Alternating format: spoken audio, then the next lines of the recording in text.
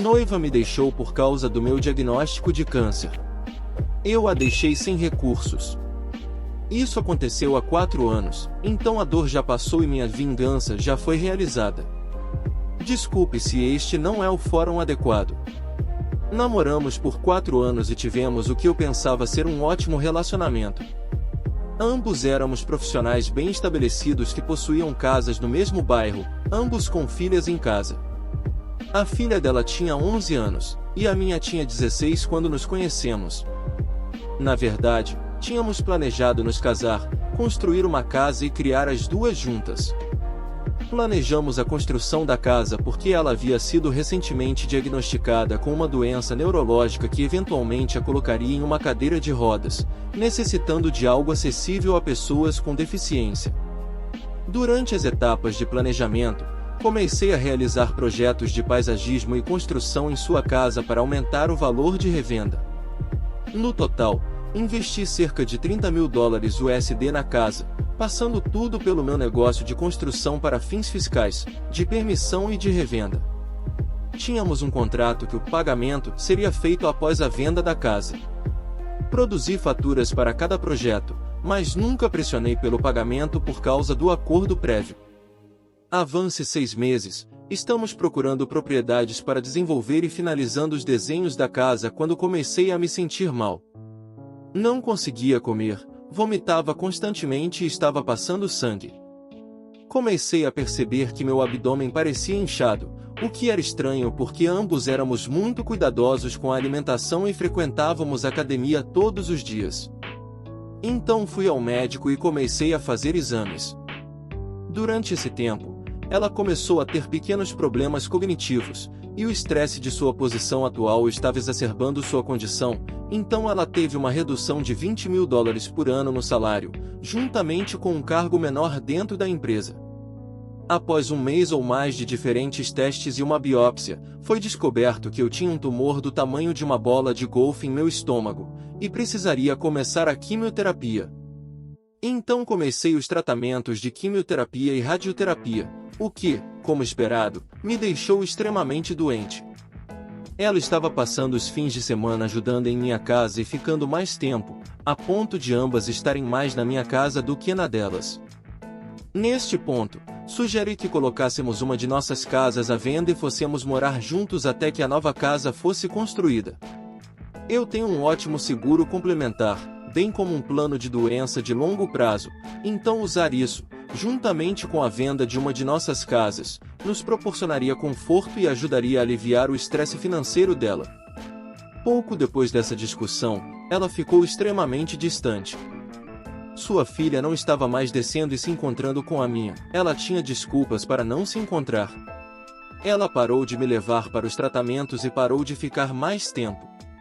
Ela então soltou uma bomba. Uma frase que ficará para sempre gravada na minha psique. Eu te amo, mas não consigo me ver cuidando de alguém tão doente a longo prazo, e acho que não deveríamos mais nos ver. Em uma mensagem.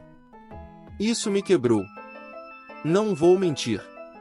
Esta foi a primeira mulher com quem eu tinha me aberto e planejado uma vida desde que minha esposa morreu quando meus filhos tinham 1 e 3 anos. No entanto, tentei lidar com isso de maneira madura. Me forcei a entender a posição dela e aceitar o que não podia mudar. Calmamente, no dia seguinte, juntei todas as suas coisas, as empacotei cuidadosamente, carreguei no meu caminhão e as levei para a casa dela para deixar no alpendre dos fundos enquanto ela estava no trabalho, para evitar qualquer troca de palavras desconfortável. Andando pelos fundos e debaixo da cobertura do alpendre, coloquei uma caixa no chão e a vi na sala de estar, no sofá, fazendo sexo com um homem que ela havia me apresentado como um amigo de longa data. Jantei e bebi com esse homem e sua namorada. Até fomos de férias juntos. Nunca falei sobre o incidente com ela e simplesmente enviei uma mensagem mais tarde, explicando que deixaria suas coisas no meu alpendre lateral para ela pegar quando quisesse. Descobri 8 ou 9 meses depois, através da agora ex-namorada dele, que eles haviam terminado porque ele confessou que estava dormindo com minha namorada, datando desde aproximadamente o momento em que estávamos finalizando os desenhos da nova casa. Agora estou irritado. Hora da vingança. Neste ponto, eu havia terminado a quimioterapia e a radioterapia por enquanto e estava me sentindo mais saudável. Eu estava lidando com alguma papelada muito negligenciada quando encontrei o arquivo que continha $32.680 em faturas vencidas e não pagas, que foram prontamente enviadas ao meu advogado para iniciar processos de penhora na casa. Acontece que eu não poderia ter feito isso em momento melhor, porque ela estava prestes a colocar sua casa à venda. Juntamente com os juros ao longo dos então 19 meses de atraso, as faturas eram consideráveis. Isso, junto com o acordo de acertá-las quando a casa fosse vendida e as taxas do advogado, a deixou com cerca de $10.000 após a venda da casa e acerto de sua hipoteca atual. Ela teve que desistir da compra de outra casa e mudou-se para a casa da filha mais velha, genro e 2 netos. Ela também teve que sair do emprego e começar a receber benefícios por incapacidade. Encontrei com ela pouco mais de 1 ano atrás, e ela parecia ter envelhecido 20 anos, e estava na cadeira de rodas sobre a qual tínhamos conversado. Conversamos cordialmente, mas brevemente, e me desculpei e segui com meu dia. Alguns dias depois, a filha mais nova dela me ligou e falou sobre eu ter encontrado a mãe dela, e se poderíamos sair juntos algum dia. Dei uma resposta vaga, agradeci pela ligação e novamente, segui com meu dia. A ex-namorada então me ligou uma semana ou algo assim depois, e começou a se desculpar por me deixar como fez. Novamente, cordial, mas breve, agradeci pela ligação e desliguei.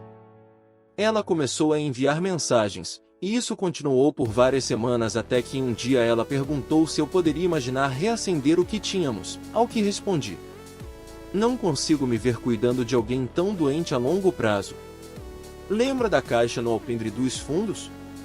Achou que, amigo de longa data, trouxe isso para você da minha casa? Boa sorte. Adeus. Às vezes sinto culpa por isso, mas não muito e não com frequência. Mexa com a minha esposa, e eu tirarei o seu posto. Lá em 2013, fui transferido de San Diego para Camp Lejeune, na Carolina do Norte. Eu estava nos Marines há mais de 4 anos e fui designado para uma unidade que finalmente me daria a chance de ser implantado no Afeganistão. Caso você não saiba, antes de sua unidade ser implantada no exterior, há uma montanha de aulas e treinamentos a serem feitos, que começam cerca de 6 meses antes da data. Eu tinha me tornado amigo próximo de Joe, meu cabo mais antigo.